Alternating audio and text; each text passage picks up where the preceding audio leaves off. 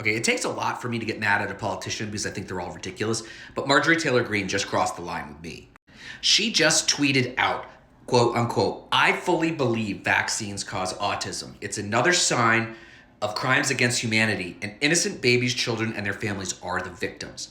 Nothing that she said right there is true, and there is no evidence that suggests that anything that she says in there is true. It is 100% false. Every medical expert of any stature agrees there is no link between vaccines and autism. In fact, if you learn anything about autism, you would know that it's not something that you can catch, which is essentially what would happen if you were to get a vaccine. You would be catching it.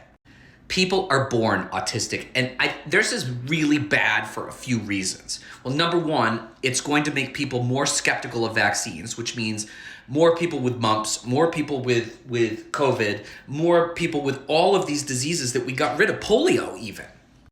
The other part that's bad is the damage that it does to the neurodivergent community.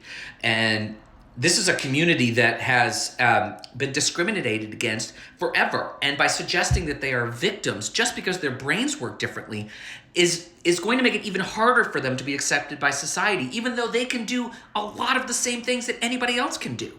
And finally, this is the result of RFK Jr. being on the national stage. That by Donald Trump picking him to be head of HHS, it has allowed all of these crackpots to come out and say this crazy stuff. It is so dangerous. Also, anybody that looks at any of this stuff for 5 seconds knows it's all a lie. And Marjorie Taylor Greene is the biggest fraudster on earth, but it just burns me that she is willing to go after people who have a hard time defending themselves for her own political game. It's gross.